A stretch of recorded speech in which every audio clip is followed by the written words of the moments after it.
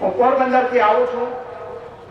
મહાત્મા ગાંધીની જન્મભૂમિ પોરબંદર, પરંતુ એના સાચા કર્મોની જો કોઈ ભૂમિ હોય તો એ ચરોતરની ભૂમિ છે. ગુજરાતની અંદર પહેલા તમામ આંદોલનો, એ ખેડૂત આંદોલન હોય, દાંડી યાત્રા હોય, એને ઝીલવાનું કામ જો કોઈએ કર્યું હોય તો એ સરદાર સાહેબની આગેવાનીમાં ચરોતરની ભૂમિએ કર્યું છે. અત્યારે રાજ્યને સામે અનેક પડકારો આવેલા છે, અને એમાં સૌથી મોટો પડકાર હોય તો એ છે કે જુઠ્ઠાણાની સરકાર ગાંધીનગરમાં ગઈ. વિકાસના નામે, ક્યારેક ધર્મના નામે, ક્યારેક સંપ્રદાયના નામે, ક્યારેક ત્રાસવાદના નામે આપણે સામે આવ્યું. આખા દેશનો વિકાસ થયો છે, થઈ રહ્યો છે. વિશ્વની અંદર કોઈ વિકાસ પામતું કોઈ રાજ્ય કે દેશ હોય તો એ ભારત છે, અને ભારતમાં ગુજરાત વિકાસ કરતો હોય એમાં કોઈ નવી નવાઈની વાત નથી. એ સમયની વાત કરું છું કે જ્યારે કોઈ દાવો નહોતો કરતો એવો કે અમે બહુ વિકસિત રાજ્ય છીએ.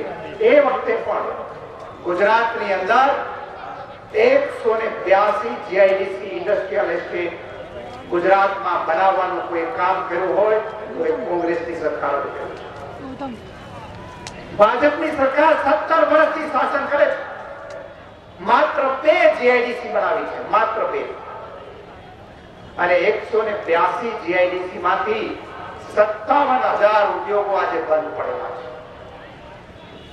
નાના ઉદ્યોગ, આ 57,000 ઉદ્યોગો છે, એને 500,000 કરોડ રૂપિયાની મદદ કરી હોત તો એ ચાલુ રહ્યા હોત, અને ઓછામાં ઓછા 10 કામદારો એમાં કામ કરતા હોય તો પણ 5 થી 10 લાખ નવા લોકોને રોજગારી મળી.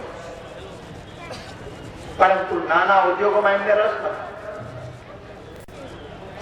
પરંતુ ગાંધીનગર અને અમદાવાદની બાજુમાં 4 ઓટોમોબાઈલ કંપનીઓ આવી, એને મફતના ભાવે જમીનો અપાય, અને 1,25,00,000 કરોડ રૂપિયાની રાહતો માત્ર 4 ઉદ્યોગોને આપી. ગુજરાતની અંદર 80,000 કરોડ રૂપિયાનું બજેટ, અને વધારામાં 1,36,000 કરોડ રૂપિયાનું ખર્ચ કર્યું છે. આ તમામ બજેટ છે એ આપણા માટે નહીં, માત્ર ને માત્ર આ મોટા ઉદ્યોગપતિઓ પાછળ વપરાય છે. કોંગ્રેસની સરકાર હતી, ખેડૂતોને જમીનના માલિકો બનાવ્યા, ભૂમિહીન લોકોને 16 પ્લોટ આપ્યા, ગામડા અને શહેરોમાં રહેવાના આવાસ યોજના મળે એટલા માટે ગામડા માટે ગ્રામ નિર્માણ યોજના બનાવી. કેન્દ્ર સરકારે ઇન્દિરા આવાસ યોજના બનાવી. શહેરોમાં રહેતા હતા એના માટે હાઉસિંગ બોર્ડની યોજના બનાવી. અને જે ઝૂંપડપટ્ટીમાં રહેતા હતા એ લોકો માટે સ્લમ ક્લિયરન્સ બોર્ડની યોજના બનાવી. લાખો મકાનો આપ્યા, પરંતુ આ સરકારે 17 વર્ષમાં 1 મકાન આપવાની તો વાત બંધ રહી, પરંતુ આખું housing board, slum clearance board, ગ્રામ નિર્માણ બોર્ડ, આ બધા જે સરકારી હાઉસિંગ બોર્ડ હતા એ બધા જ બંધ થઈ. કોંગ્રેસ પક્ષ ફરીથી ગરીબ અને મધ્યમ વર્ગમાં જે બાપુએ કહ્યું એ પ્રમાણે એને આવાસ મળે એના માટે કટિબદ્ધ થઈને તમારી સમક્ષ આવતા.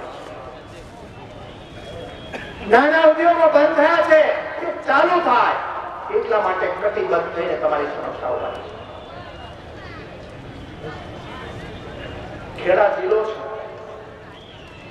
કોંગ્રેસના વખતની અંદર કેનાલો આવી તમારી પાસે, કોંગ્રેસના વખતની અંદર ડેમ બન્યા.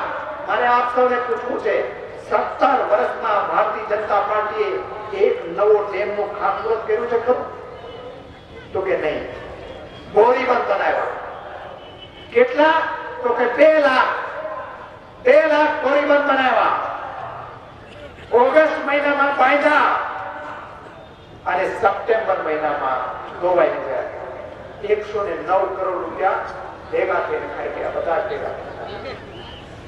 ન નવો ડેમ બનાવ્યો, ન નવી જીઆઈડીસી બનાવી, ન નવા ઘર બનાવ્યા, ન આપણા વિસ્તારો માટે નવી એક પણ ગ્રાન્ટેબલ શાળા કે ન ગ્રાન્ટેબલ કોલેજ બનાવી, ન ગામડાની અંદર વીજળીના નવા ખેડૂતોને કનેક્શનો આપ્યા. કોંગ્રેસનું રાજ હતું, 1000 રૂપિયામાં 2000 રૂપિયામાં ખેડૂતોને જોઈએ એટલા કનેક્શનો આપ્યા. ઘર વપરાશની વીજળી માટે જોઈએ એટલા 100-200 રૂપિયામાં કનેક્શન આપ્યા. હવે ટાટાને અને અદાણીને કનેક્શન જોઈતા હોય તો એના માટે વીજળી છે.